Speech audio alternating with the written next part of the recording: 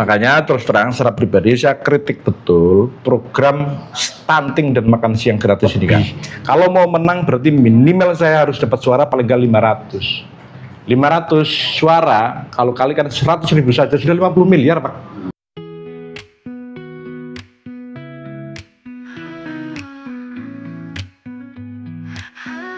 Assalamualaikum warahmatullahi wabarakatuh. Waalaikumsalam warahmatullahi wabarakatuh.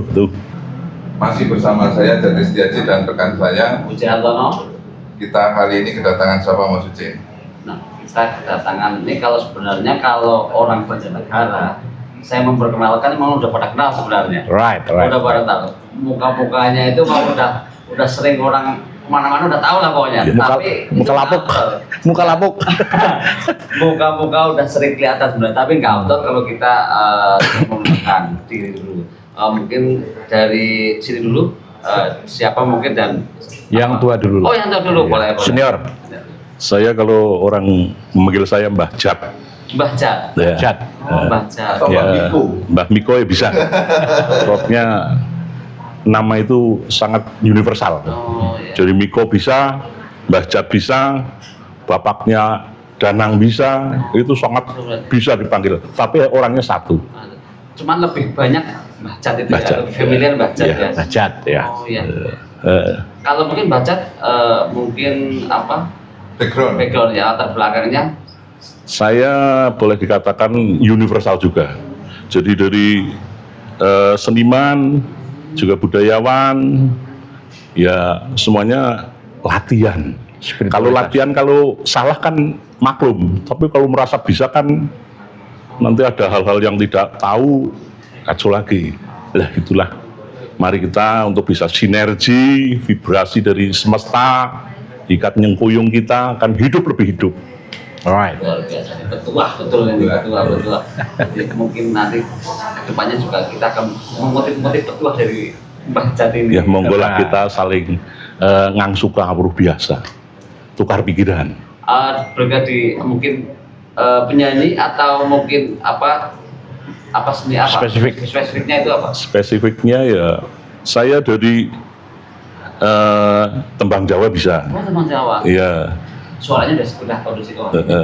Juga hobi nyanyi, sekaligus saya juga wasit hakim tinju untuk prof dan amatir untuk Wartawan Banjarnegara. juga. Wah, teman juga ya. Iya. Nanti tinju sambil nyanyi. Iya. Ini semua maunya diborong kayaknya. Iya. Jadi sekaligus akhirnya mentah, tapi saya tetap terus berjalan untuk Banjarnegara khususnya dan Indonesia pada. Luar biasa. Jadi saya juga ketua Forum Kedaulatan Rakyat 1 Juni lahirnya Pancasila Banjarnegara.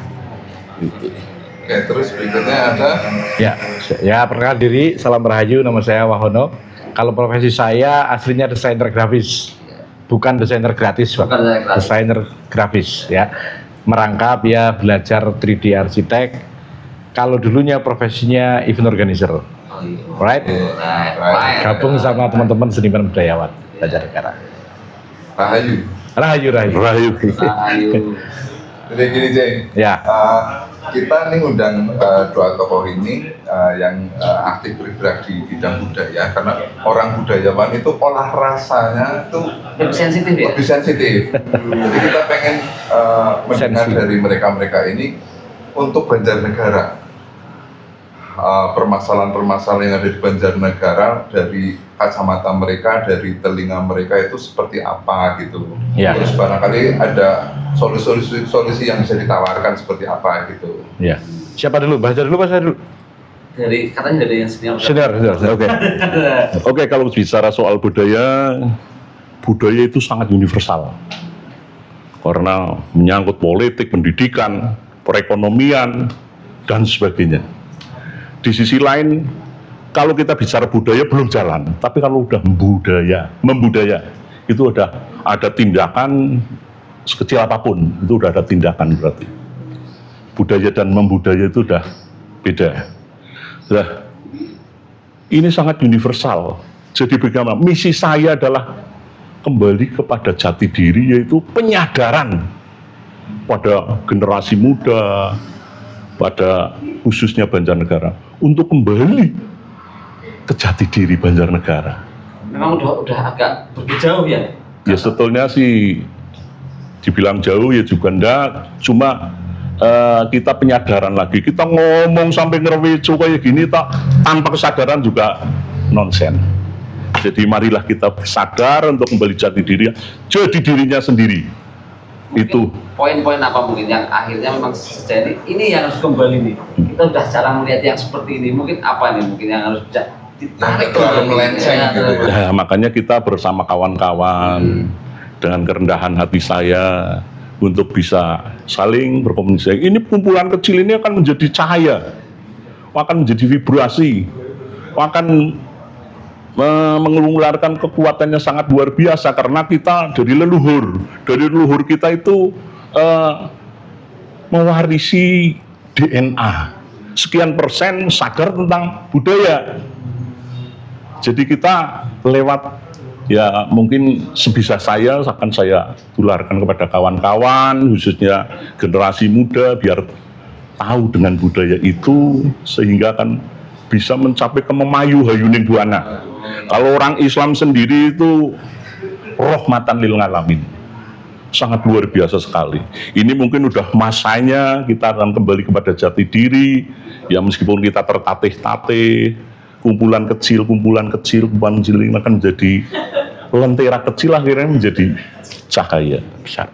Kalau melihat generasi muda saat ini, Mas, itu apa nih yang mestinya sudah, aduh ini anak muda kok seperti ini. Nah, mungkin dari kacamata baca apa nih yang budaya-budaya yang mungkin saat ini udah mulai agak jauh, itu apa kira-kira? Ya karena medsos itu juga mempengaruhi, tapi di sisi lain segi positifnya sangat luar biasa. Ya karena era itu kan akan berjalan sesuai dengan zamannya. Zamannya ya. Iya. Kalau menurut saya optimis lah untuk Banjarnegara ini sebetulnya masih pada tiarap. Jadi nanti akan tumbuh dengan sendirinya, akan bergandeng tangan. Karena Banjarnegara ini sangat luar biasa. Ini kota yang tertua. Kalau kita melihat Ratu Sima yang di Dieng itu, jadi bagaimanapun ini untuk patokan. Harapan saya akan menjadi mercusuar Banjarnegara ini. Ini dari generasi muda ini, generasi muda ini melihat sekarang yang tadi disampaikan Baca bahwa sekarang memang harus kembali gitu. Nah dari kacamata yang ini lebih muda kan ini. Seperti apa nih? Ya, jadi simpel begini. Apa yang disampaikan Pak Jat itu benar sekali. Jadi memang sudah saatnya kita sebagai generasi bangsa kembali kepada jati diri bangsa. Apa? Ya budaya leluhur. Nah sekarang spesifik ke Banjarnegara. Apa sih sejatinya budaya Banjarnegara?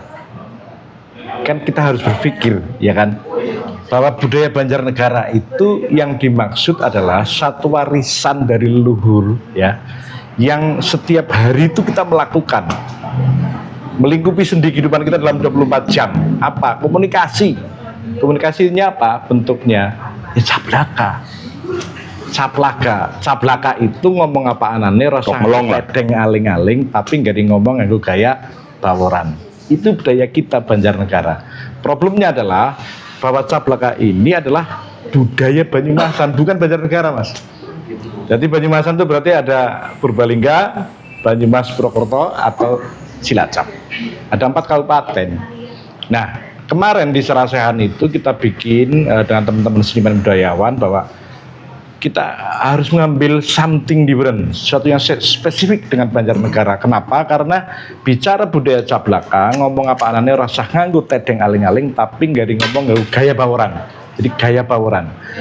Itu kawan-kawan seniman budayawan Banyumas sudah mengambil simbol bawor, bahkan senjata kudinya, sebagai salah satu ikonik milik Banyumas. Pertanyaan kan simpel, apakah kabupaten lain di wilayah Banyumas boleh nggak pakai simbol itu? Ya boleh-boleh saja. Problemnya adalah 4 kabupaten itu punya simbol ikonik yang sama dengan Banjar. Loh, bedanya di mana akhirnya? Maka akhirnya kita berdiskusi panjang melebar melalui literasi yang cukup panjang.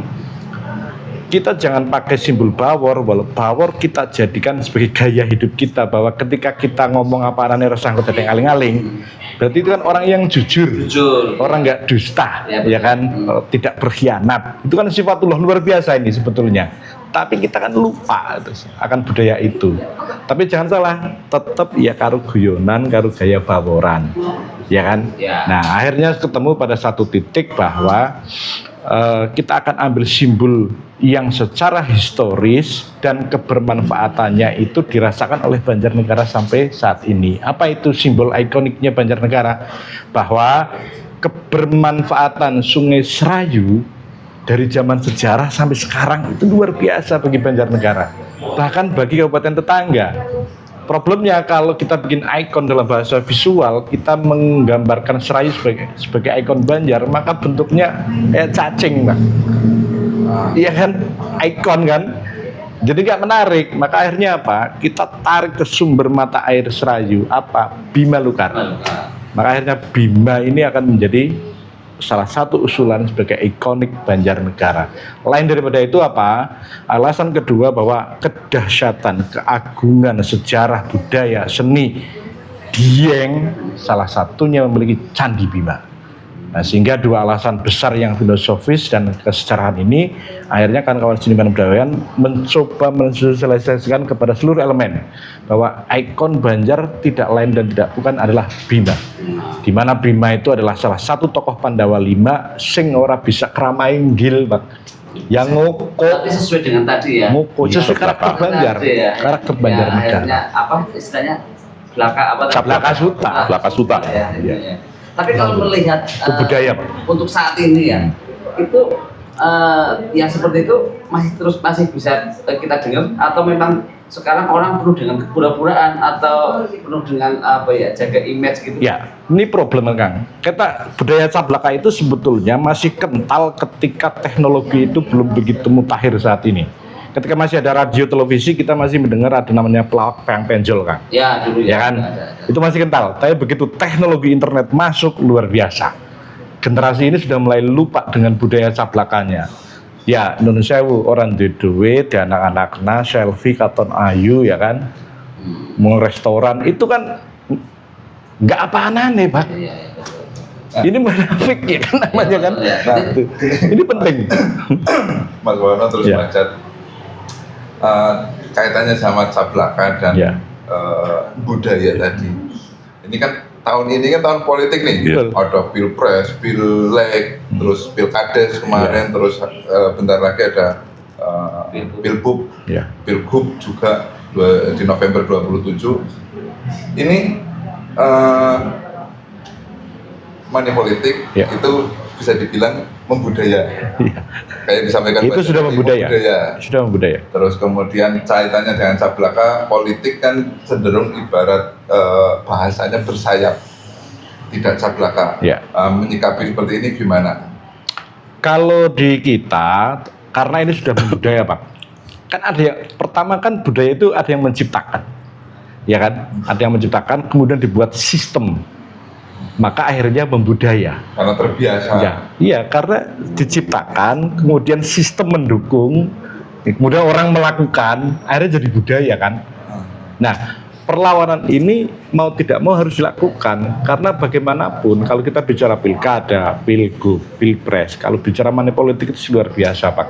Banjarnegara saja jumlah DPT 800 DPT dengan penduduk 1 juta lebih. Kalau mau menang berarti minimal saya harus dapat suara paling nggak 500. 500 suara kalau kalikan 100.000 saja sudah 50 miliar, Pak.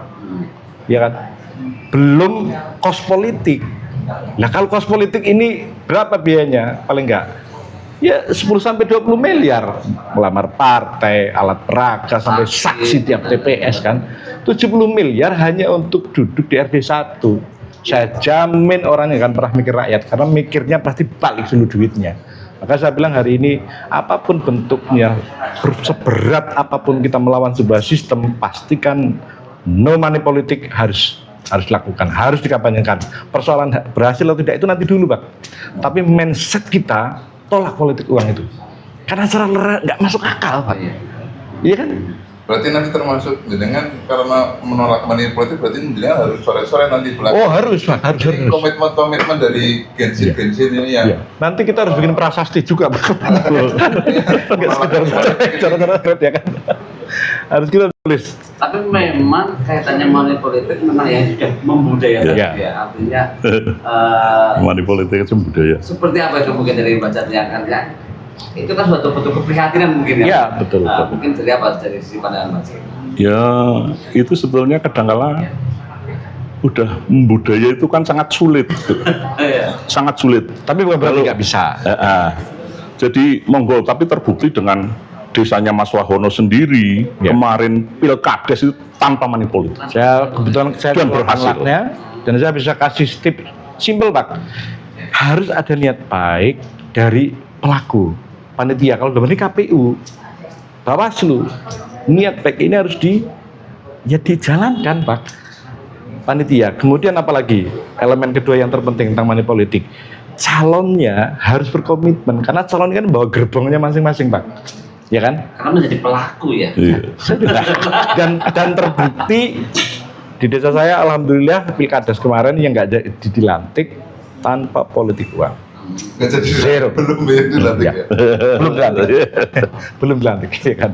Luar biasa. Artinya memang perlu semua pihak ya. Semua Baik pihak. itu Jadi, penyelenggara, Termasuk masyarakat penyelenggara, juga. penyelenggara jelas. Kemudian si calon karena mereka bawa gerbongnya masing-masing harus berani mengkampanyekan. Pasti ada gejolak Pak. Di desa saya gejolak luar biasa. Tapi begitu gejolak muncul, apa yang kita lakukan? Seluruh tokoh pemuda, tokoh agama, tokoh masyarakat kita briefing, kita rapat. Pastikan kampanyekan tidak ada politik uang. Di mana? Ya pada tahlilan, pada acara kepungan, kenduren, semualah, ya kan? Akhirnya gejolak itu reda-reda dan yang datang di luar ekspektasi Pak. Orang mengira paling datang nggak nyampe 70%, yang datang hampir 90%. Tapi gini Mas Ono, cuman kadang-kadang dari masyarakat sendiri itu menunggu bahwasanya satu dengan alasan mungkin ini sebagai pengganti saya nggak kerja. Hari ini saya ke TPS, saya nggak kerja ya ini gantinya. Ya, Atau mungkin karena faktor tidak percaya. Kayaknya 5 tahun ke depan lah. Kayaknya sih gitu-gitu aja lah. Yang penting hari ini saya dapat uang lah. ya. Itu yang mungkin salah satu menjadi faktor yang berat juga untuk karena itu udah tertanam juga di sebagian masyarakat. Seperti apa itu? Tapi yang jelas nih Kang, berat bukan berarti nggak bisa. Selama kita punya niat baik, punya iktikat yang baik, tekad yang kuat, itu pasti bisa Pak. Jadi no money politik ya, jangan sampai ada politik uang itu udah nggak ada tapi Pak. Harus ya. Semua elemen Pak Ya. harus menyampaikan itu, ya kan? Kalau kita bicara misalnya, ini sebagai pengganti karena hari ini saya nggak kerja, saya harus nyoblos. Apa bedanya dulu leluhur kita, pejuang-pejuang kita memerdekakan Indonesia? Gila Pak. Nyawa ya Pak Taufik? Nyawa nggak ada pentingnya. Kalau sekarang bilang nggak bisa itu karena nggak pede, ya kan? Nggak pede ya, Karena nggak percaya diri bahwa betapa parahnya money politik itu menggurita dan meruntuhkan sendi-sendi demokrasi kebangsaan. Begini, bahwasanya sekarang kan sudah ada Badan Pengawas Pemilu nih ya, Ya. Bawaslu nih, nanti juga katanya juga dia akan mengawasi dan dia punya jejaring sampai ke bawah, sampai ke bawah. Artinya kan salah satunya kan dia untuk mengawasi terkait dengan money politik. Gimana nih menyikapi dengan keberadaan instansi ini, lembaga ini? Cuman lembaganya ada, tapi praktek itu masih ada gitu. Maksudnya, apakah memang sejauh ini tidak berjalan sebagaimana mestinya, atau memang tahu tapi pura-pura nggak tahu? Apa Oke. seperti apa sebenarnya? Konkret Kang, saya kepingin bersama teman PWI yang ada di Banjarnegara bikin fakta integritas. Siapa inisiatornya? Kawan-kawan PWI. Kemudian siapa yang melakukan itu elemennya? KPU jelas, Bawaslu jelas, ya kan? LSM, aktivis, ormas, bikin fakta integritas. Bahwa memang di Pilkada Banjarnegara 2024 tidak akan ada money politik. Karena bicara fakta, semua bakal calon yang ada nggak punya duit kok. Ayo mau buka-bukaan. Siapa yang punya duit? Calonnya. Jadi udah mengintip lah ya. Iya kan? Terus Ini fakta lah. Ya kalaupun punya kan berapa? Tidak sampai 70 miliar Pak. Ya kan? Cuman kalau misalnya tidak ada fakta integritas, mampu apa enggak sih kalau Bawaslu berjalan sendiri? Ini kita melawan sistem, Pak. Susah ya. Sistem itu ya dilawan dengan sistem. Kalau sistem dilawan hanya gerakan kecil, paling hanya segelintir orang bicara, ya nggak bisa lah, Pak.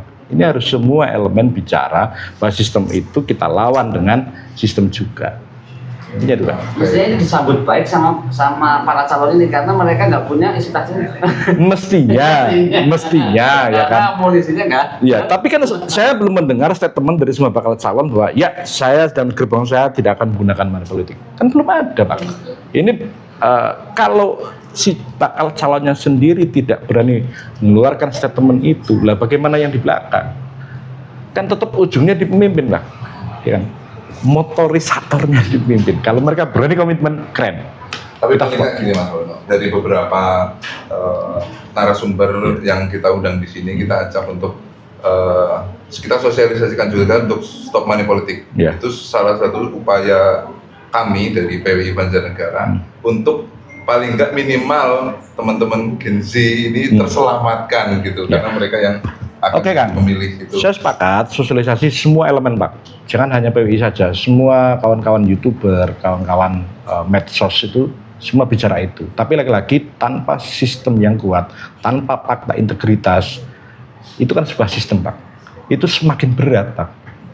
Jadi harus semua elemen, semua bakal calon Bupati Banjarnegara, KPU, Bawaslu, kawan-kawan PWI, kawan aktivis, semua membuat fakta integritas. Inisiatornya teman-teman lah. Right? Nanti organisatornya kita nggak apa-apa. Sepakat kira-kira? Katanya kita mendahului yang berwenang di situ. Oh enggak. Kalau inisiator itu kan ya kita berinisiasi kan. Organizing committee-nya nanti kita bisa saya misalnya dengan teman-teman Forum Kebangkitan Banjarnegara, didampingin teman-teman seniman budayawan. Nanti akan banyak elemen yang akan merapat. Saya yakin ormas akan banyak merapat. Karena kita bicara real untuk Banjar. Oke, nanti Right. kita akan tindak lanjuti. Kita Menarik ya. bicarakan setelah podcast ini. Oke, siap. Tindak lanjutnya gitu. Iya, iya. Kaitan dengan gerakan ini ya. Tapi satu hal lagi, bicara money politik tidak ada tapi, Pak. Tapi ya. Tidak ada tapi. Karena tapi itu dalam NLP, Neuro Linguistic Programming, itu menghapus kalimat sebelumnya. Ya kan? Saya setuju money politik. Benar ya, no money politik. Tapi lah ya sama saja kamu menghapus kalimat sebelumnya. Berarti kamu setuju. Mending saya setuju. Nggak bisa. Tapi Nggak boleh ada tapi. Khusus money politik nggak boleh ada tapi. Karena ini komitmen, integritas, Pak. Right, harus tegas di sini. harus tegas. Right? Siap. Ya. Siap. Next, siap. Untuk tidak menerima dulu minimal kita. Saya sampai menunggu-nunggu. Tidak benar tapi beri apa coba? Semua nggak bisa intinya gitu. Ini cerita dari berapa dulu ada proses demokrasi ini. Belum satu kali pun orang datang ke rumah, Mas nitip ya, nanti nyoblos apa? Belum pernah. Karena susah dipercaya. Dikasih nanti nyoblosnya yang lain. Iya. Nah, kalau ada yang ngasih mesti langsung top bikin tulisan, terlaporkan ke Bawaslu. Enggak kan, tapi kan statementnya beda barusan. Belum pernah ada orang datang ke rumah, tapi transferan kan masuk sama-sama. Jadi Pintar. Saya harus hati-hati kalau podcast dengan kawan-kawan pers kayak gitu. Banyak kejebakan-jebakan kalimat, ya kan? Oke, kita balik basic of the basic. Iya. Permasalahan Banjarnegara Ya. dari kacamata teman-teman budayawan. Selain ikon jati diri yang kita masih belum punya ini. Ya. Satu, ini yang paling penting buat Banjarnegara. Saya titip buat kawan-kawan calon Bupati Banjarnegara. Hal yang paling krusial pertama untuk Banjarnegara adalah identitas. Identitas itu sama dengan jati diri, yaitu seni, budaya, ikon. Apa budaya kita? Apa kesenian kita? Apa ikon kita? Itu identitas, Pak. 453 tahun Banjarnegara berdiri, identitasnya hilang, Pak. Mas Jati, KTP ini hilang, Mas. Terus pan ngebang ora bisa, Mas. Bojo maning ora bisa. Ya kan? Iya kan? Susah. Betapa pentingnya sebuah identitas untuk sebuah kabupaten, ya kan? Dan ketika identitas ditemukan, kita tidak sedang mencari identitas baru, Pak. Namanya Jati ya Jati, tidak kemudian jadi Syekh Jati Muhammad Al-Faiz kan enggak, tetap Jati. Makanya saya bilang kalau bicara budaya, kita sedang tidak mencari budaya kita yang saat ini. Itu budaya warisan leluhur Sablaka, ya kan? Itu penting, Pak. identitas itu pertama paling Itu krusial. berarti nggak punya identitas untuk Banjarnegara sampai Dan sekarang saya tanya, nggak harus tanya ya, siapa tokoh di Banjarnegara dari bupati ke bawah, dewan yang paham itu? tentang identitas itu. Identitas tentang budaya itu sendiri aja nggak tahu Pak. Makanya kita kemarin bikin kegiatan sarasehan budaya tentang seni budaya ikon supaya apa? Kita pertegas bahwa budaya kita itu ya cablaka, tapi kita punya ikon bukan Bawor. Kenapa? Karena Bawor sudah diambil oleh kabupaten sebelah, ya kan? Kita mencari ikon sendiri, apa Bima. Apa kesenian kita? Kesenian kita itu tidak lain dan tidak bukan ya embek. Kenapa embek? Salah satu. Iya. Karena ada banyak lagi. Salah satu Pak. Kenapa saya bilang embek?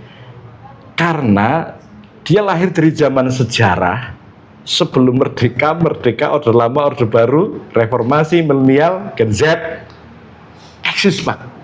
Sampai sekarang digemari 300 grup se-Banjarnegara. Jumlah desa dan kelurahan kita hanya 278. Grup kita lebih dari 300.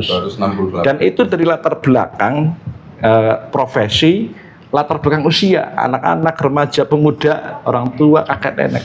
Saya belum pernah menemukan satu kesenian pun yang hidup sepanjang masa digemari oleh berbagai lapisan masyarakat segala usia, kecuali embek. Bukan berarti menafikan kesenian yang lain.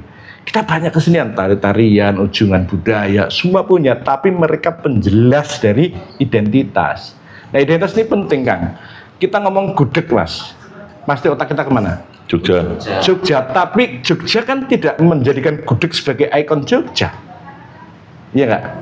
Karena gudeg itu identitas kuliner dari kota Jogja. Jogja. Sama aja saya bilang, lumpia dari mana? Semarang. Dari Semarang. Tapi pertanyaan, apakah Semarang membuat ikon lumpia? Kan tidak. Tapi kita paham, orang yang bukan orang Semarang, bahwa lumpia itu adalah karya seni kuliner punyanya Semarang. Sama aja kayak dawet kan? Dawet itu karya kuliner masyarakat Banjarnegara. Identitas, tapi bukan jadi ikon maksudnya loh Pak. Ya kan? Tapi kalau kita bilang Monas, mana Pak? Jakarta. Pasti Jakarta. Itu ikon Pak. Jelas. Jadi ikon itu bukan simbol, ikon setengah simbol, ya kan? Jadi Banjar harus punya Pak. Kalau Banjar nggak punya itu, lah terus mau apa? Susah Pak.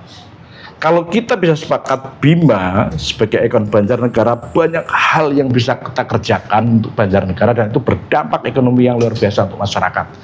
Saya akan bicara begini Kang. Kita bayangin, kenapa sih hampir turis mancanegara mau datang ke Bali, Mas Yati? Kenapa nang Bali? What happened? Ada tradisionalnya, Ya. ada keseniannya, ada Kesenian. macam-macamnya. Apa Mas? Lokal kira-kira? wisdomnya. Ya, lokal wisdom. Yang mungkin itu tidak ditemukan di sana. Ya, Bali, orang turisme internasional datang ke Bali tidak mau lihat teknologi, Pak. Tidak mau lihat olahraganya kayak apa. Mereka mau datang ke Bali karena lihat budayanya, seninya, ya kan. Dan apa yang terjadi ketika mereka sampai di Bali? Baru masuk bandara saja, pesawat dia disuguhi oleh arsitek bandara yang luar biasa yang dia tidak menemukan di negara manapun kecuali Bali. Bangunannya kan luar biasa, ya kan? Kayak pura-pura gimana itu kan? Nah, begitu turun dari pesawat, apa yang disuguhkan lagi? Splashingnya bagi seorang turis. Dia menemukan gadis-gadis cantik yang pakai apa ini Pak? Yang di Bunga telinga. Kamboja. Bocah. Ya. Dan dia nggak menemukan itu dimanapun, kecuali di Bali. Dan pengalaman Iya, menggunakan betul. steken Iya. itu. Iya. Begitu dia keluar Masuk Pak, itu. dia menghirup aroma yang luar biasa dari dupa pintu keluar kanan kiri. Itu gas splashing luar biasa Pak.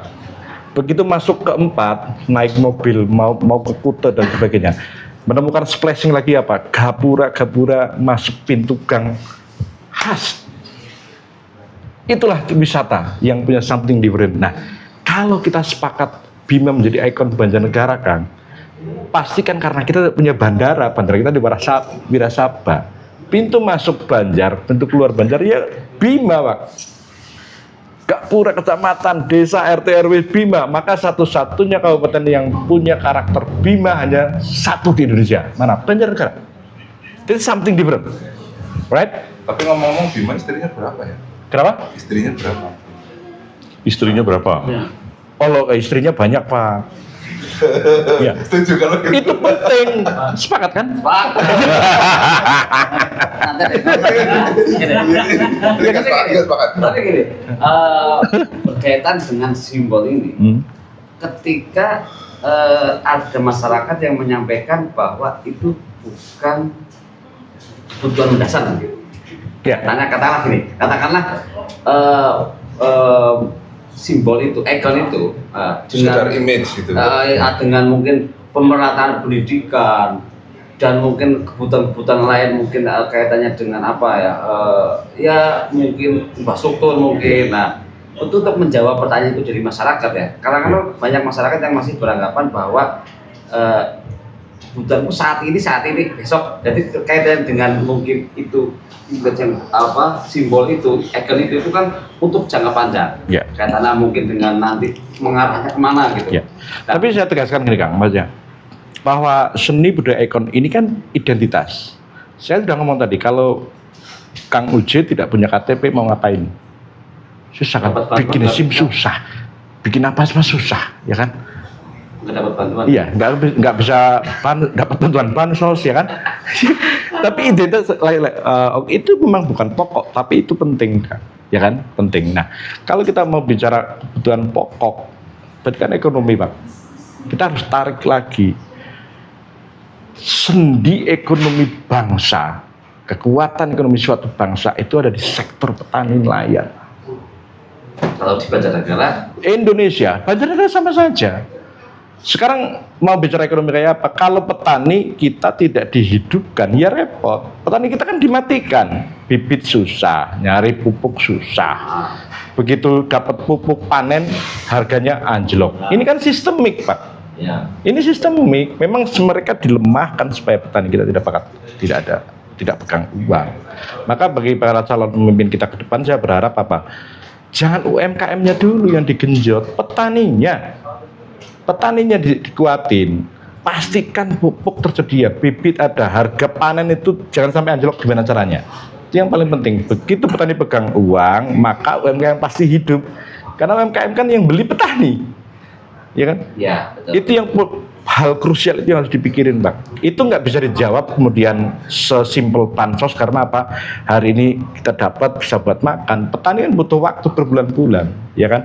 Tapi gini, kalau ngomong petani image-nya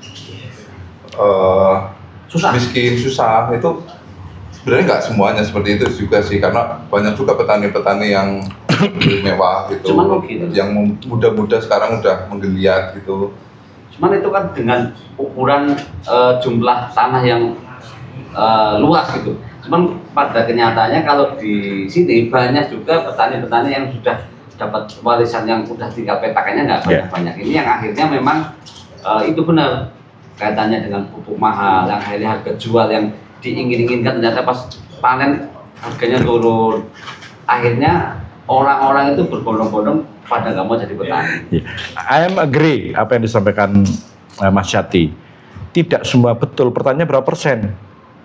Buktinya Kecamatan Madukara saja salak udah mulai ditebangi kok. Nah, yang memang yang bisa survive apapun sektornya, mereka yang kreatif. Tidak hanya petani, UMKM pun sama, kuliner sama, fashion sama. Mereka yang kreatif, Pak. Nah, tapi kan masyarakat umum, kita bicara di masyarakat umum, Pak, ya kan?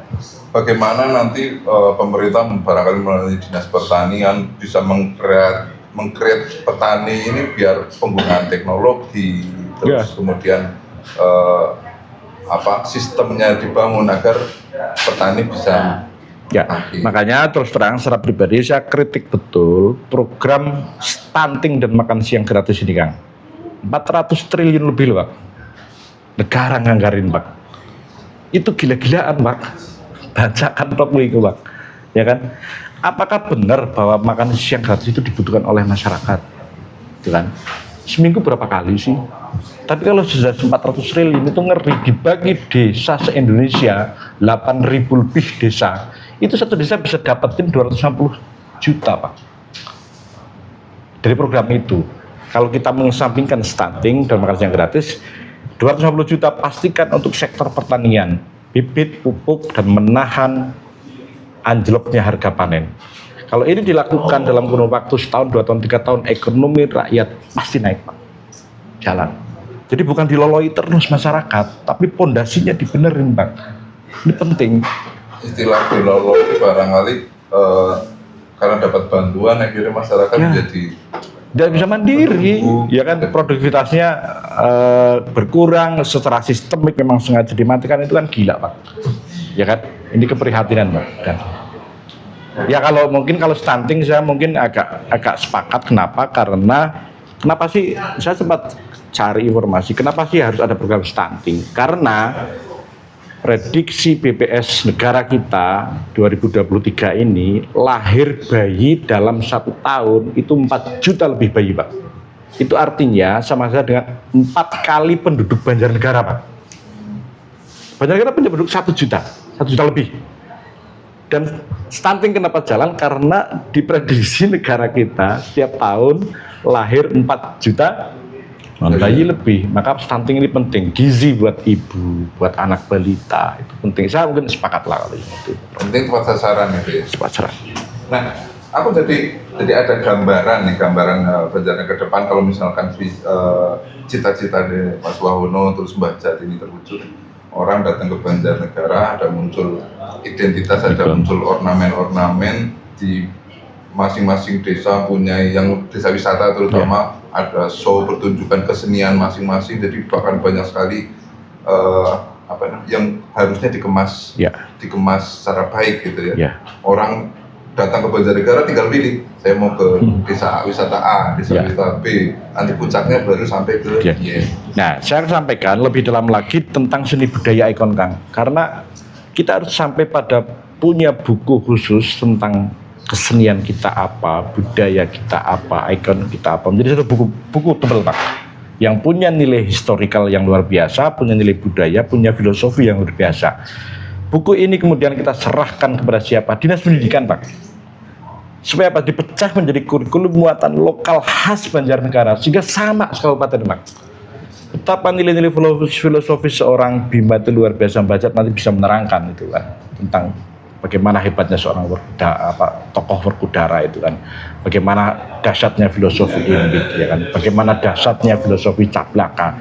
Kita kalau itu bisa kita perjuangkan 2024, maksimal 2025 ini bisa jadi sebuah buku dan menjadi mulok Banjarnegara, maka kita bisa menyaksikan generasi kita, Kang, 10 tahun yang akan datang. Saya jamin pasti punya something different, punya karakter yang berbeda. Ini pembangunan sumber daya manusia nggak bisa kayak PLT, Kang, sehari merasakan, seminggu merasakan. Pembangunan sumber daya manusia butuh waktu 5 tahun, 10 tahun. Itu baru terlihat perbedaannya, ya kan? Tapi kan sekarang berapa persen orang yang baca buku? Kalau sekolah kan nggak mungkin nggak baca buku, Pak. SD, SMP, SMA pasti baca. Karena wajib ya, diwajibkan karena nanti mau. Ini kan kurikulum, Pak. Kalau sudah kurikulum kan beda. Pelajarannya ada, yang mengajar ada, yang diajar ada, materinya ada, ya kan? Itu bisa berdampak nanti ketika 10 tahun ya. Sekarang kalau merujuk pada sekarang Banjarnegara mau ada pilkada ya, dengan harapan yang seperti itu dan dengan kandidat-kandidat bakal calon yang sekarang sudah muncul, sejumlah nama sudah muncul ini. Kira-kira kalau dari pandangan Mas Wahono dan Mbah Jat mungkin siapa yang kira-kira mendekati minimal untuk merealisasikan harapan itu, atau mungkin dari semua itu nggak ada, yang ada malah nggak muncul, atau seperti apa nih mungkin dari Mas Wahono? Oh, sekarang yang mudah muncul ya, sekarang udah muncul kan misalnya ada Dr. Bugar, ada Mbak Amel, ada Pak Sudanto, ada lain-lain lagi lah, banyak lah ya. Nah, ini yang mungkin dari kacamata Mas Wahono dan Mbah Jat ini yang kira-kira bisa setidaknya mendekati, bisa merealisasikan ini, mungkin siapa? Mbah Jat dulu. Menurut saya siapapun orangnya tahu tentang Banjarnegara, harapan saya ada kesadaran yang tinggi, dan harapan saya juga nanti suatu pemerintahan yang tidak pakai perintah udah bisa berjalan sendiri kalau udah punya kesadaran itu. Goalnya kayak gitu. Oke, saya nambahin, Kang. Pemikiran mungkin sudah ada, Kang, entah di semua calon ya. Tapi kan begini, Kang, kita sedang mencari top leader orang nomor 1 Banjarnegara. Sehingga apa? Kalau sudah bicara top leader, maka yang kita harus telaah itu apa? Struktur berpikir, Pak. Menghadapi semua problem Banjar, apa yang paling urgent? Pondasinya apa yang dibenahi? Kemudian apa lagi? Tiangnya yang dibenahi apa? Atapnya, jendelanya, pintunya. Saya kepingin lahir pemimpin Banjarnegara jelas. Ini pondasinya apa? Ini yang dibenahi sampai clear. Habis itu apa? Berarti tiangnya. Habis itu apa lagi? Atapnya. Habis itu apa lagi? Jendelanya. Jelas, Pak. Ada nggak yang sosok yang membaca itu? Mereka berpikirnya mungkin ya. Sekali lagi saya bilang mungkin. Tapi saya bilang begini, saya kepingin, kita aktivis kepingin bahwa ya masyarakat juga pemimpin harus punya struktur berpikir yang luar biasa. Karena lagi dia nomor wahid di Banjarnegara, bersatu. Nggak boleh cara berpikirnya adalah pragmatis, teknis, seperti Kades, ya nggak bisa, Pak. Berarti Ya kan? berarti gini Mas, nanti di podcast kita ngundang sesi kedua, level pertanyaannya akan lebih naik lagi berarti. Iya. Kalau kemarin kan masih level 1 nih. Iya. Besok Iya, makanya kemarin saya sempat saya terus terang podcast teman-teman, saya lihat dari awal sampai akhir. Kenapa sih harus berpikir teknis sekali? Kita kan kepingin bupati kita ke depan, ya dia paham strateginya. Teknis itu sudah urusan dinas, urusan mana, ngapain bupati pikir teknis? Jadi gini, Ya kan? ini kan ngomong waktunya masih panjang. Ya. Masih untuk mendaftar ke KPU kan masih Agustus tanggal 27. 27 dia. Ya. Ini kan barangkali dari Mas Rono dan Mas Jat ini masih melihat ada sebenarnya yang berkompeten tapi belum muncul. Ya. Rangsangan-rangsangan ini kan barangkali bisa, atau mungkin sebenarnya yang ada itu sudah berkompeten dalam hal untuk bisa merelasikan itu ya. Iya. Tinggal bagaimana nanti tinggal didorong sedikit. Kan berbeda ketika mendorongnya kejauhan nih. Iya. Karena masih jauh. Tapi kalau sudah ada mendorongnya sedikit kan enggak, ya didorong tapi sedikit ya. Ya, saya bilang ada, cuma kan nggak mungkin lah kita sebutkan orangnya. Ya kan? Ada ya? Ada. Cuma beberapa saya bilang sama sekali nggak masuk, ya kan? Dan ya apa juga mau disampaikan di sini kan juga nggak. Karena semua anak Banjarnegara, anak bangsa, semua punya hak untuk maju menjadi RD 1. Kalau kita menganalisa sejauh mana gagasannya untuk kemaslahatan Banjarnegara, itu poin pentingnya, Pak. Kalau you bisa tawarin itu dan menginspirasi kita, yuk cuit, kita dorong habis-habisan. Harus jadi.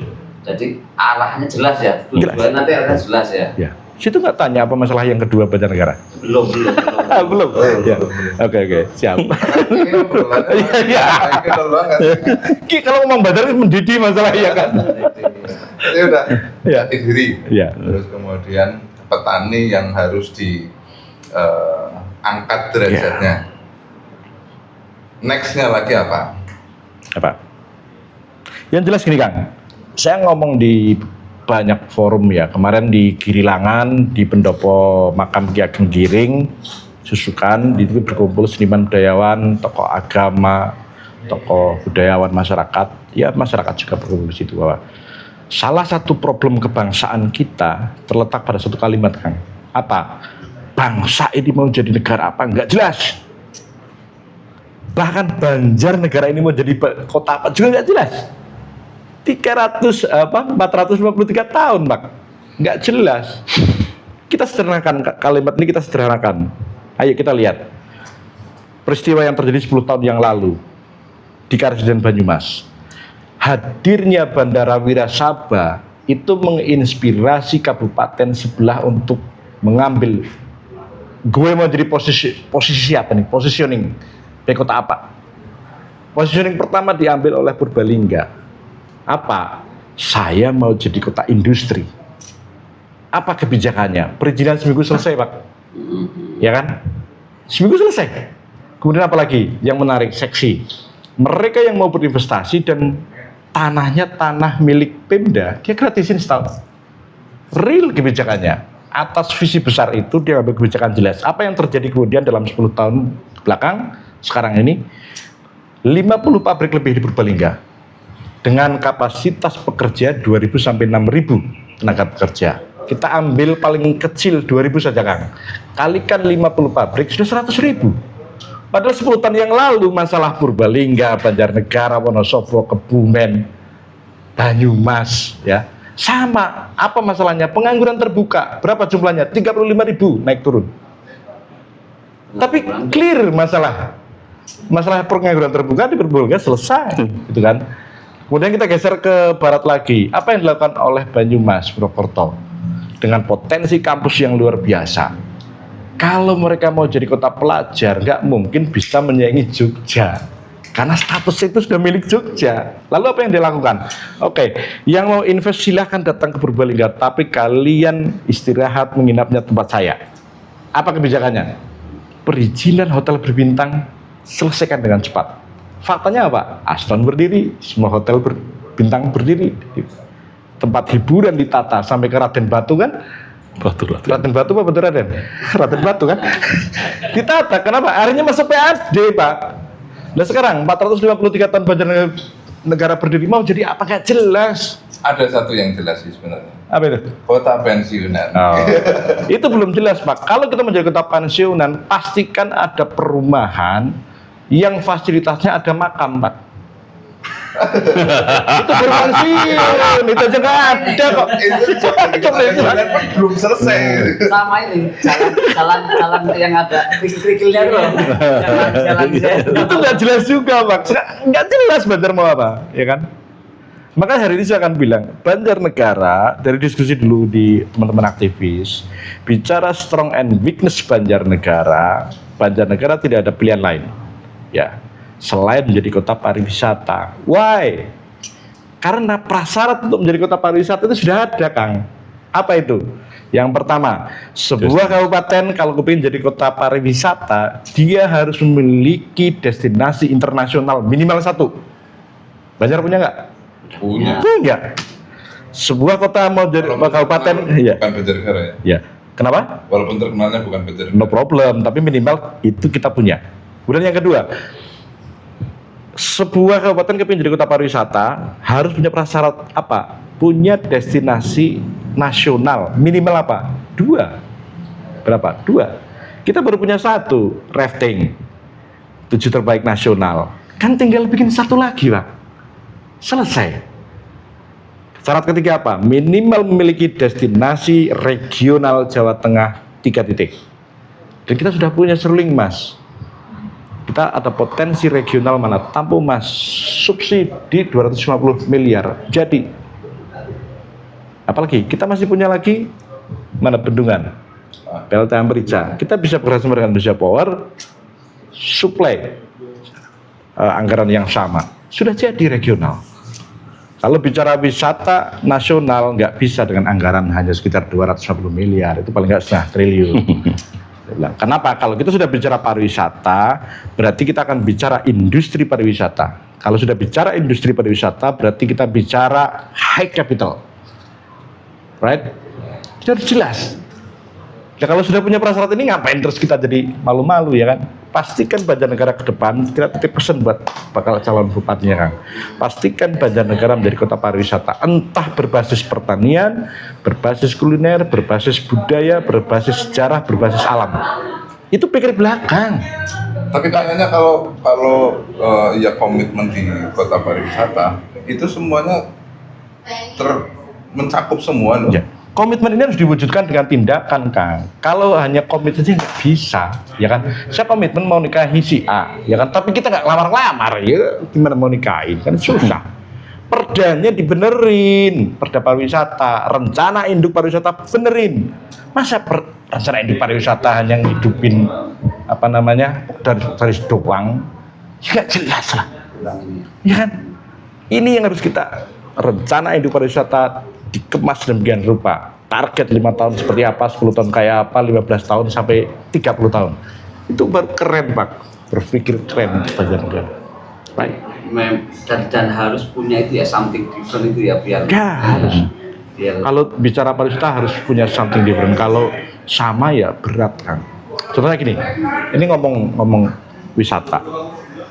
Tikako lah dengan kan luar biasa, Pak. Artistiknya luar biasa. Sekarang saya tanya, mungkin nggak orang Rian datang ke situ?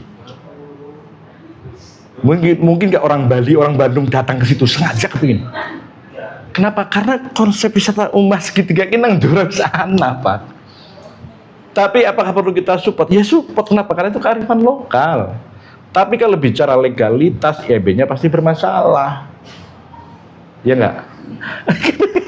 Karena apa? IMB kita kan karena kita bukan kota pariwisata. Contohnya ya Pikas lah. Bikin bangunan harus 50 meter dari bantaran sungai. Lalu kita mau jualan sungai, suruh bikin bangunannya 50, ya enggak, itu harus dibenahi perdanya, termasuk yang di Tikako dan sebagainya kan. Wong Bali pantai aja bisa IMB keluar, tebing keluar.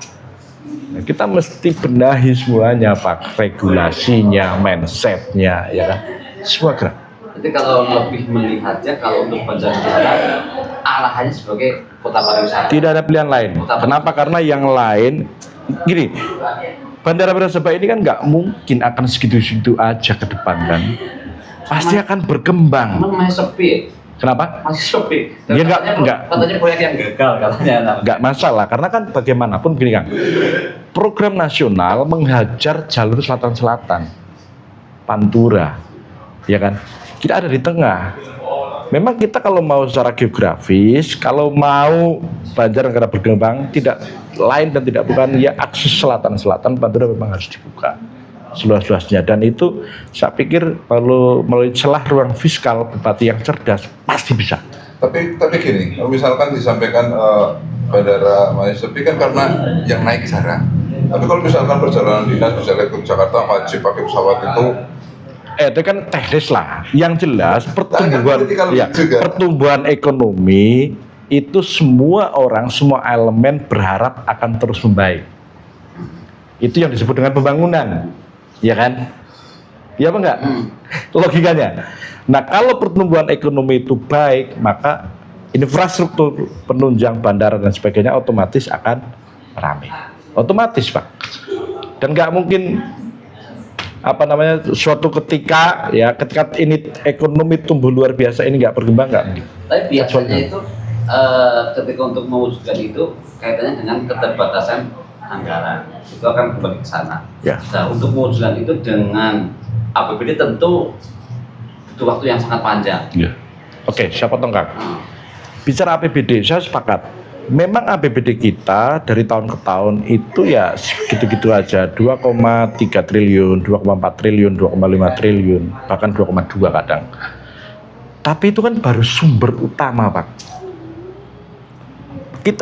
Makanya saya bilang, bupati kita harus berani buka ruang fiskal seluas-luasnya. Salah satu ruang fiskal itu adalah berarti aksesibilitas ke dewan, entah pusat maupun provinsi kan.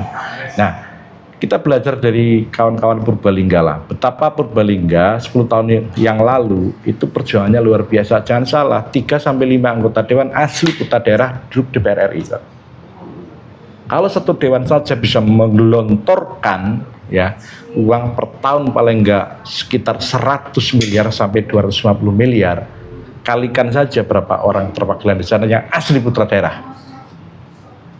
Kalau APBD kita 2,4 triliun, kita punya keterwakilan di DPR RI 4 orang saja, ya mestinya bisa Pak, karena 800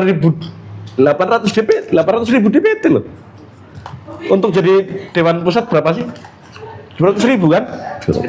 Sekitar. Ya 200 ribu udah jadi kan? 150 sampai 200. Mestinya kita punya dari DPT ini, mestinya Banjar punya keterwakilan di DPR RI paling 4 asli putra daerah 4. Dan harus punya visi yang relatif nyambung gitu loh. Ya, itu baru di Dewan. Sekarang di Kementerian PUPR, Pariwisata, Sandiaga Uno ekonomi Ekraf. Gila, miliaran Pak.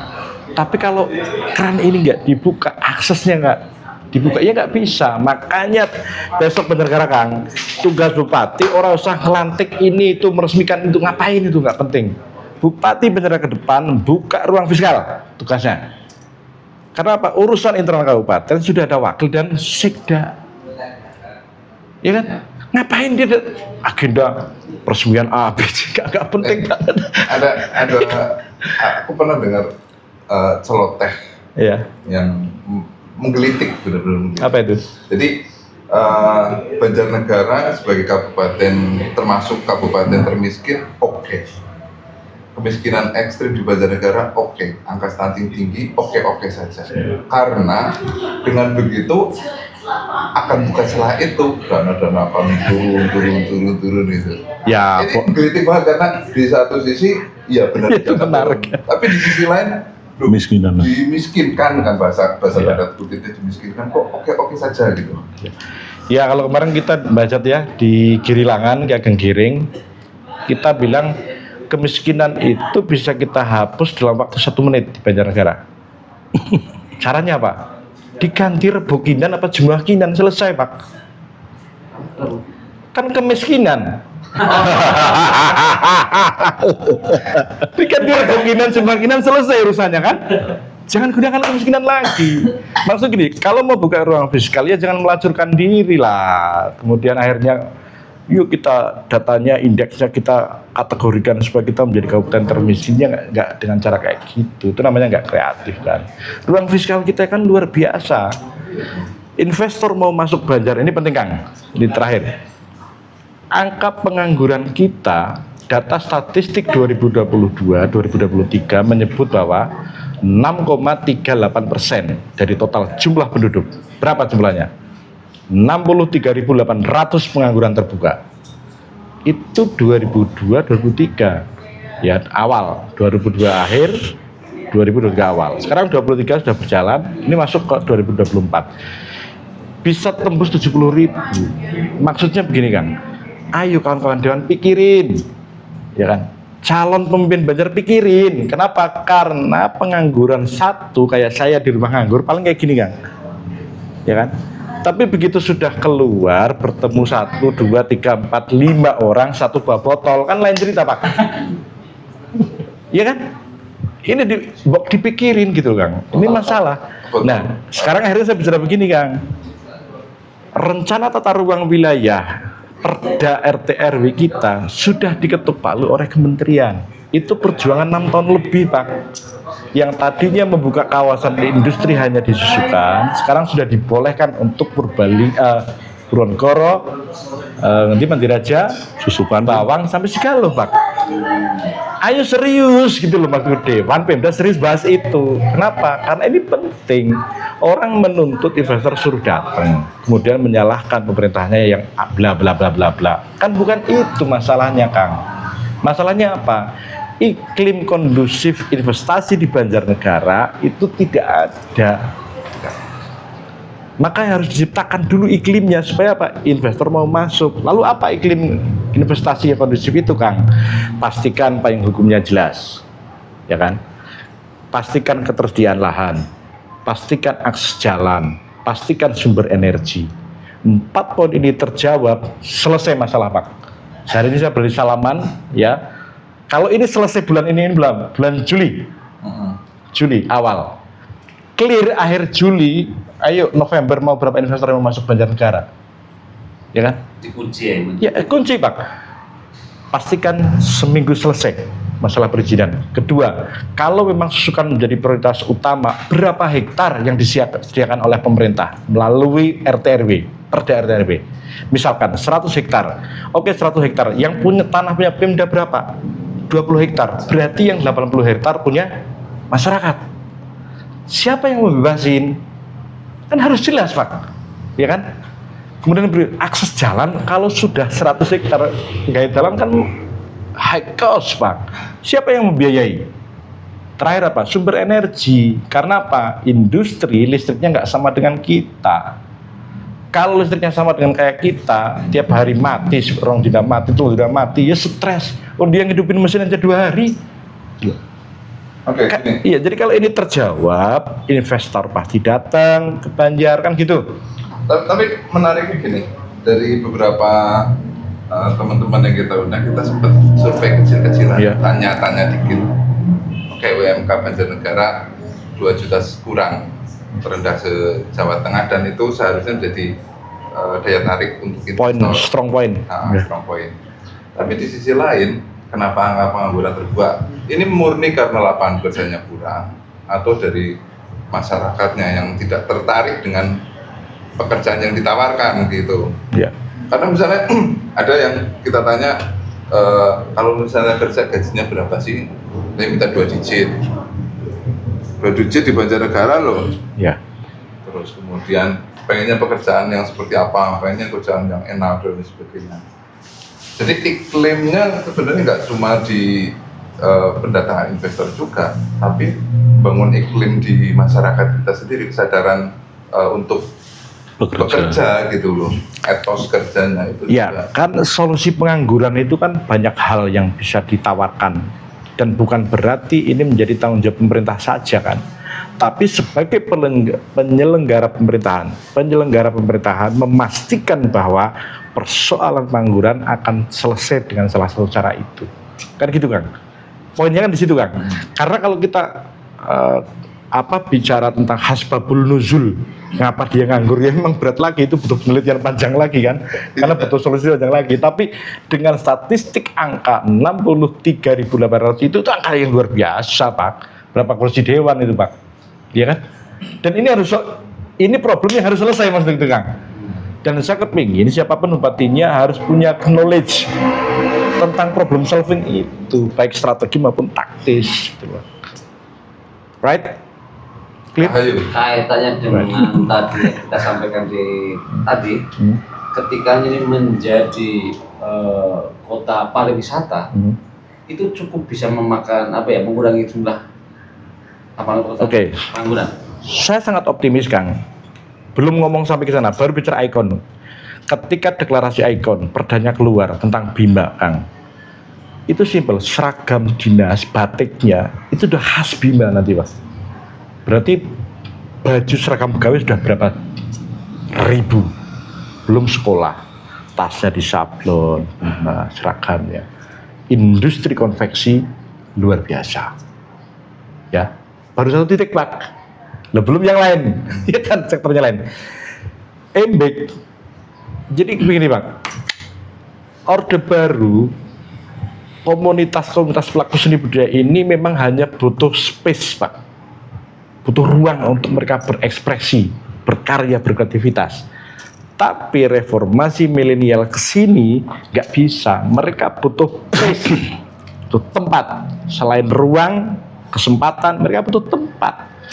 Maka kalau saya suruh nyuruh bikin stadion dengan penggemar sepak bola ya, yang masih seperti itu, mau diangkat kayak apa juga susah Banjarnegara kan, karena industri bola kan luar biasa. Saya memilih membuat stadion khusus MB karena faktanya 300 grup sebanjarnegara Pak. Kenapa nggak tempat bikin konser khusus buat MB? Yang memadai dengan pertunjukan MB. Iya, karena apa? Udah ada Balai Budaya. Iya, karena tourism tidak akan datang ke Banjarnegara untuk menonton sepak bola, tapi mereka akan melihat budaya. Itu bukannya udah ada Balai Budaya itu? Harga jual. Ya balai itu nama kayak yang sekarang ini itu balai Pak Daya bukan budaya. Karena apa? Karena nggak represent. Kalau budaya kan orangnya ngayomi, nyenengi kita datang gitu kan. Ini balai Pak Daya, soundnya nggak enak ya kan. Tempatnya nggak berarti kawin, pacaran ya kan, nggak jelas, gitu. Nggak produktif lah, intinya. Right?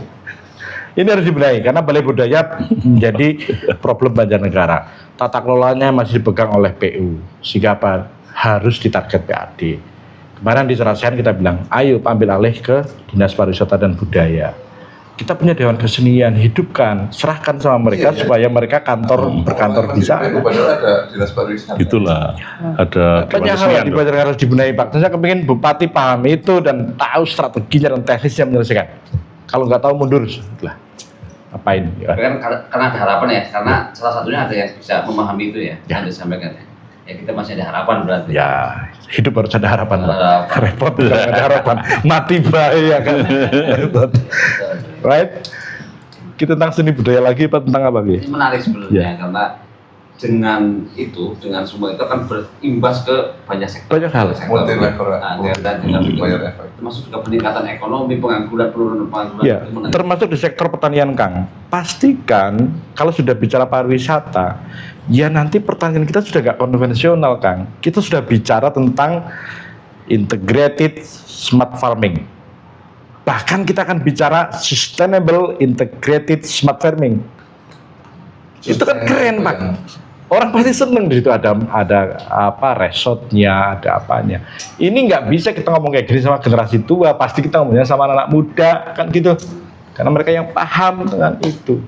Dan apa susahnya sih Pemda bikin demlot dari 20 kecamatan 2 titik sajalah. Sustainable integrated smart farming.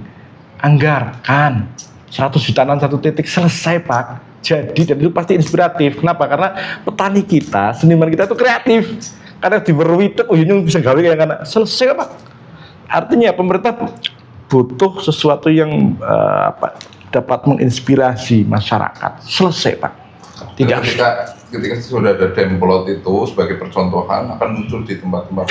Otomatis. Cuit maksudku ya kan. Cuan. Cuan. Sepakat kan?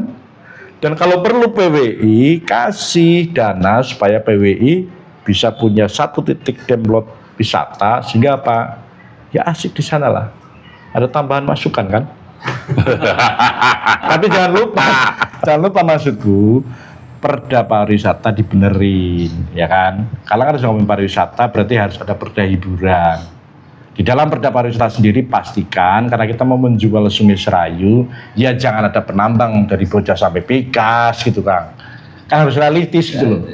Tapi menjadi perda Badan Promosi Pariwisata Banjarnegara ganti orangnya nggak jelas semua Kak. Jadi kan? Sisi kemanfaatannya Serayu masih bisa segelintir berarti ya. Ya bukan gitu lah. Ya kan gila sungai sebesar itu dengan potensi yang luar biasa, masa pelakunya hanya itu saja kan? Tapi belum inspiratif. Kalau statistik berapa ribu per tahun tuh yang melakukan praktik. Sungai Serayu ini mempunyai cerita yang luar biasa. Oh itu luar biasa. Selain dari Tupi Molukat dan filosofinya itu, filosofinya sampai ke Adipara loh. Kita 2015 kita pernah susur sungai dari Tupi Molukat sampai Adipara itu. Berapa kilo Pak? Nggak ngitung. Cuma ada satu fenomena yang menarik ketika banyak sungai-sungai besar yang biasanya kan kalau kelewatan kecil, itu gabung sungai besar namanya ganti ikut. Kalau Sungai Serayu ini sampai bawah dari hulu sampai hilir tetap Serayu. Padahal ada sungai dari Banjarnegara sendirilah ujung timur itu kan ada Kali Tulis, terus tetap Serayu. Kali Merawu, kebobatan Sungai Serayu. Why? Kenapa? Yang penting kan itu Pak poinnya. Why? Itu apa dari filosofinya, dari kekuatannya, dari cerita-ceritanya, dari sejarah-sejarah. Filosofi namanya Pak, kenapa Serayu? Kenapa penting Pak? Kan ini budaya aja. Serayu kalau nggak salah dulu tuh ngurip-uripi ya Pak ya? Serah. Jadi gini, chaos terjadi bencana alam tahun berapa lupa, ente mestinya paham karena susur sungai itu kan menimbulkan banjir yang luar biasa sehingga apa? Muncullah Tuk Bima Lukar. Berarti Bima ki ucul-ucul Pak. Dak menyerahkan diri kepada Sang Hyang Tunggal, Sang Hyang Widi, Sang Hyang Murping Dumadi, Sang Hyang Kuasa, Sang Hyang Wenang. Serayu, serah, hayu, serah. Namanya luar biasa, right? Filosofinya bagus ya, kepasrahan. Itu tauhid murni, termasuk cablaka aja itu tauhid murni loh. Wong latihan jabat jero pada itu kan sangat sulit. Iya betul ya. Jadi omongnya sih pating blekutuk, tapi cablaka. Iya orang-orang. Murni. Ya. Itu kalau kita tarik dalam agama itu tauhid tinggi itu sebetulnya. Seorang goroi lah. Ya. Luar biasa kan nama Serayu Pak sebenarnya. Berarti semua penduduk Banjar kalau paham, semua bisa belajar tahu. Tapi Serayu masih di pinggiran kota ya, belum jadi di pusat kota ya. Nanti akan menjadi Kali Serayu di tengah kota. Iya. Ya sebetulnya sudah tengah-tengah. Kita lihat yang mirip kayak Banjar di kabupaten kayak di belah sungai, ketemu airnya Banjar Kidul Kali, Banjar Lor Kali. Mana Pak? Belanda Pak. Belanda ada. Belanda ya? Ada. Luar biasa. Bahkan kalau kita bicara tentang spiritual dari India, dari Cina, dari Tibet ya, melihat Serayu ini sebagai air suci dalam perjalanannya. Luar biasa. Tapi ya itu tadi karena kita sudah ada, kita orang perlu sinau ya kan, merasa sudah ada sih. Dan selain sekarang mengantarkan itu apa Sampah, sedimen. sedimentasi dan akhirnya mengendap di waduk dan kita itu pasrah mungkin ya sesuai dengan filosofinya. Iya, betul. Jadi memang sebenarnya memang kayak katanya sungguh sebagai sumber kehidupan maksudnya bukan di belakangnya ya. Artinya kita benar-benar itu dimanfaatkan itu juga punya filosofi yang bagus. Mungkin ke depan barangkali.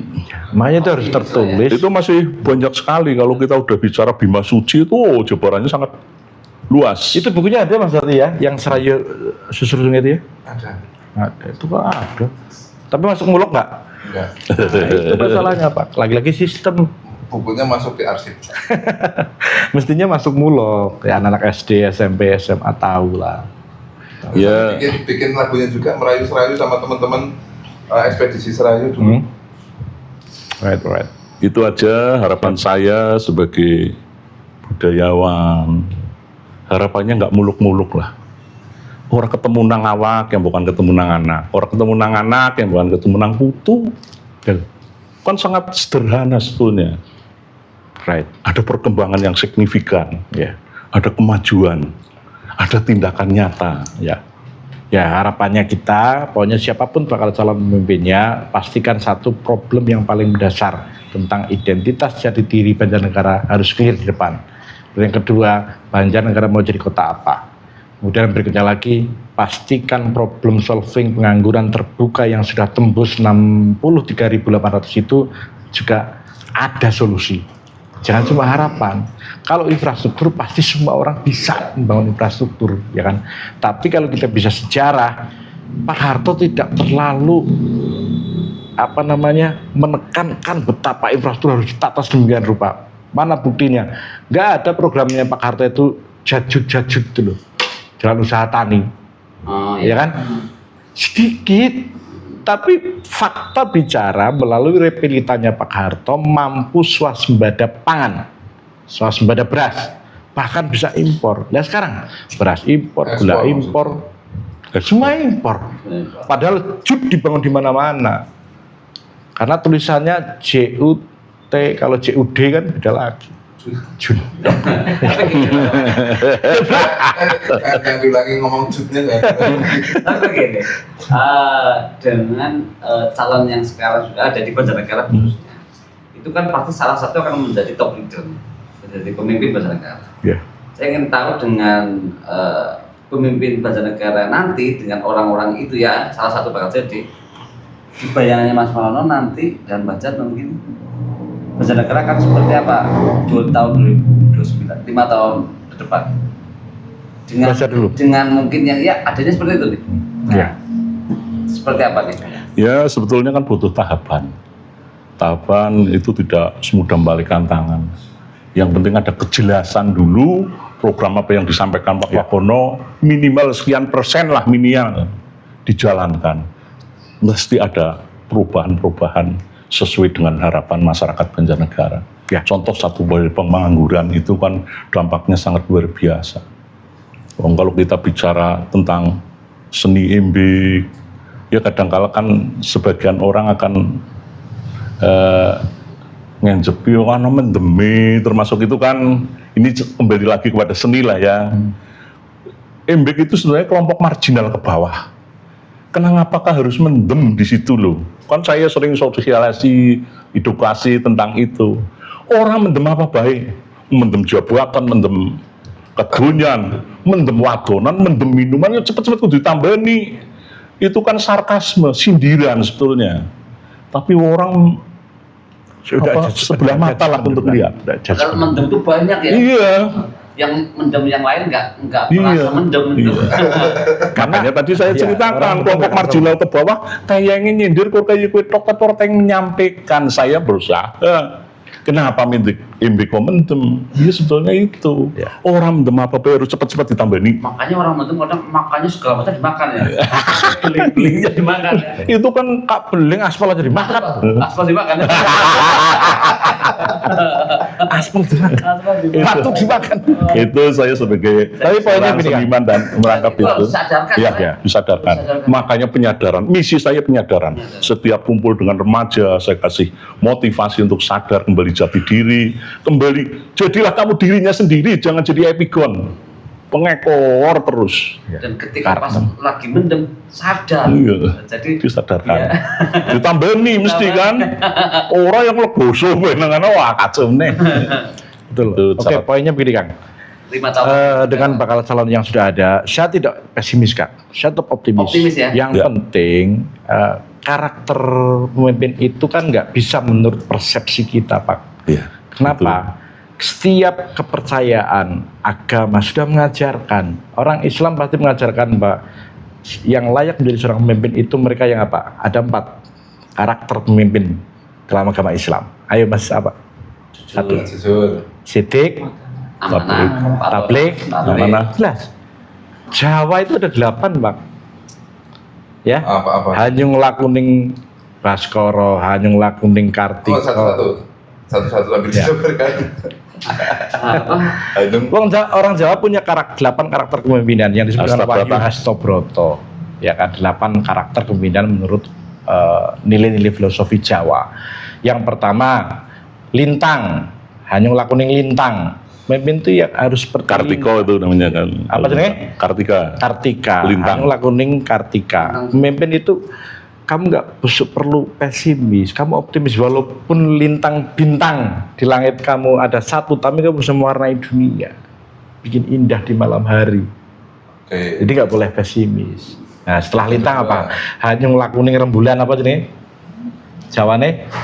Ya, Jawanya rembulan ya. Hanyung Lakuning Rembulan. Berarti pemimpin itu ya bisa memberikan penyejuk, dia menerangi tapi orang panas Pak. Ya kan, rembulan kan terang, tapi ora panas. Harus memberikan pencerahan, inspirasi, tapi tidak membakar. Surya. Pemimpin itu ya pemimpin itu juga Hanyung Lakuning Baskoro, matahari. Jadi ya penyemangat, panas nih membakar. Semangat ya. Ya, tapi pemimpin juga harus Hanyung Lakuning apa? Geni, ya kan? Bakal ya. Iya, harus melebihi dari sekedar semangat, memberatas lah, ya kan? Nyala Bang. Iya, menyala Ya. luar biasa. Tapi pemimpin juga harus Hanyung Lakuning Samirono. Coba itu biar Samiro. agak sinkron sedikit. Kenapa kok dengan api itu sendiri? Karena manusia itu dibuat dari 4 unsur. Ya, Satu dari air, tanah, angin dan api itu sendiri. Kita tidak bisa menghilangkan itu. Itu kanugrahan. Tapi bisa mengendalikan. Ya. Mengendalikan. ya. Jadi, Hanyung Lakuning termasuk- berarti api ya. Kemudian Hanyung Lakuning Kartiko, Hanyung Lakuning Samirono, ya kan? Angin. 4 poin lah itu. Kita Sambil angin ya. pemimpin harus kayak Samirono. gitu Pak. Kenapa harus seperti air? Kenapa kemudian harus seperti tanah dan sebagainya? Filosofinya semua ada. Jadi ketika sudah mereka paham, kita nggak peduli Kang. Apapun agamanya, apapun prinsipnya, pastikan orang Jawa ya tahu Jawanya. Karena nenek moyang kita Jawa. Nenek moyang kita bukan orang Afrika Pak. Jawa. Bukan Orang Amerika. bukan orang Korea. Ya. Oh, ya. Orang Korea. Jadi kita punya wisdom lah. Jadi kembali kepada nilai-nilai leluhur kita, nenek moyang kita.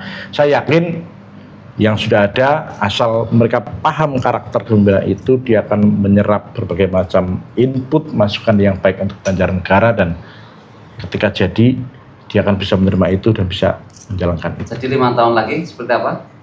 Kalau 5 tahun lagi dengan pemimpin yang bersangkutan berani deklarasi seni budaya ikon, kemudian berani menentukan Banjarnegara mau jadi kota apa dan sepakat menjadi kota pariwisata entah berbasis apapun, kemudian mampu menyelesaikan problem solving dengan pengangguran terbuka, mampu menyelesaikan sektor pertanian dan lain-lain, saya yakin Banjarnegara 5 tahun yang akan datang ini terjawab semua Pak, clear. Ini, Asalkan itu ya. ya, itu baru tatanan baru Banjarnegara. Saya pikir. Mempunyai something different juga. Ya, punya grand design yang jelas intinya Pak. Kepemimpinan tanpa itu berat Pak. Jadi mau kemana jelas ya tujuannya. Iya. Enggak asal jalan gitu lah. apakah mau ke timur, barat, selatan jelas gitu ya. Kan sama anak SMP, anak SD, saya kepingin jadi polisi.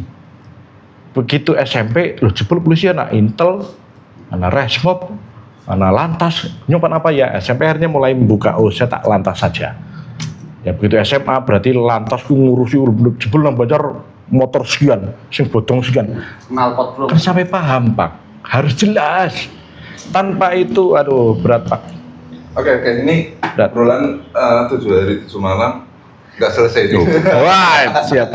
Kayaknya memang kalau kita bahas Banjarnegara karena memang kita ini kan orang Banjarnegara, semua orang Banjarnegara, jadi memang apa ya mengurasi adalah karena harusnya begini memang itu bentuk kecintaan kita terhadap Banjarnegara. Tapi poinnya begini Kang, harusnya begini ini bukan didasarkan pada maunya saya Pak, tapi harusnya begini karena masyarakat punya problem itu. Dasarnya adalah problem keseluruhan Pak. Harusnya begini. Jadi kita nggak ada istilah memaksakan. Makanya Forum Kebangkitan Banjarnegara itu bicara tentang semua problem Banjarnegara dan bagaimana solusinya. Kita bahas itu. Dan mungkin nanti ke depan siaplah karya dengan gagasan yang bagus ini, siap untuk diskusi lagi.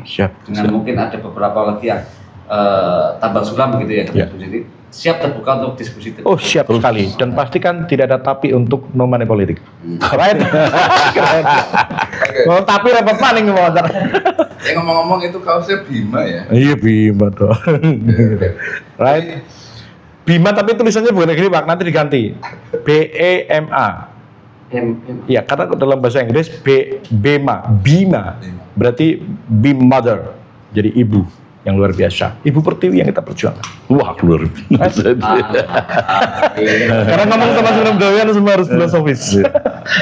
Harapan banyak materi yang menarik termasuk tadi filosofi mendem, itu kan keembegan, terus kemiskinan jadi rebukinan. banyak materi yang dapat kita Sungai Serayu yang masih itu Serayu. Luar biasa. Itu banyak sekali materi yang bisa jadi bahan kita untuk di spesifikan lagi, bicara spesifik lagi. Tapi aku minta usulan nih dari Mas, mungkin dari Mas Wahono atau dari Mbak Jat ini, satu nama yang kira-kira bisa kita undang untuk hadir di sini untuk ikut podcast kita. Gitu. Bicara dengan Banjarnegara, mungkin kita siapa dari kalangan latar belakang? Terserah. Boleh. Siapa gitu loh kita. Mas Puji. Saya pengen stakeholder pemerintah Pak. Stakeholder pemerintah itu berarti keterwakilan dewan ada, pemerintah ada. Karena ini penting Pak. Eksekutif dan legislatif ya. Ya. Okay. Harus ada Pak. Berarti nanti perlu kita agendakan itu undangan untuk eksekutif, perwakilan legislatif untuk duduk bersama dengan PWI Banjarnegara di Gema Gagasan ini. Siap. Dan pastikan fakta integritas. Oh ya nanti. Iya Habis ini not right. Tapi PWI inisiator, FKB organizer. Tapi harus nggak ada tahap. Repot urusan itu tadi kan. Oke. Nanti habis ini coret-coret di belakang. Siap, thank you very much. Untuk momen buat prasasti awal dulu. Oke, siap. Seperti dulu Mas, barangkali Mas. Iya, terima kasih waktunya. Siap, sama-sama. Beliau ini juga sibuk banget. Kita juga mencari waktu memang agak susah. Dan terima kasih sudah datang ke sini. Siap. Mungkin cukup di sini, mungkin lain waktu kita akan membahas banyak hal nih kaitan dengan Banjarnegara juga. Siap. Ya, terima kasih Mas Jati, Mas Uji, kawan-kawan PWI semuanya, pokoknya sehat-sehat selalu, waras selamat dunia akhirat, ya rezeki lancar berkah. Amin. Kan, ya kayak gitu. Amin. Wish. Oke. Assalamualaikum warahmatullahi wabarakatuh. Terima kasih.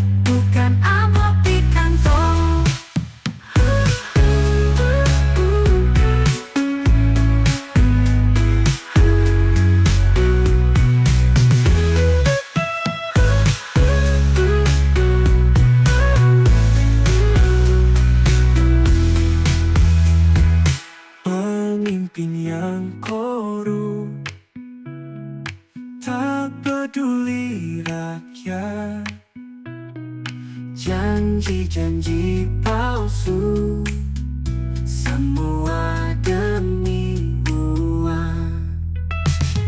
Stop money politik, jangan jual masa depan.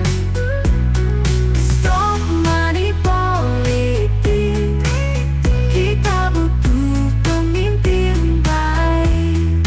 Mari lawan bersama, jaga demokrasi kita. Pilih dengan hati, bukan amplop di kantong.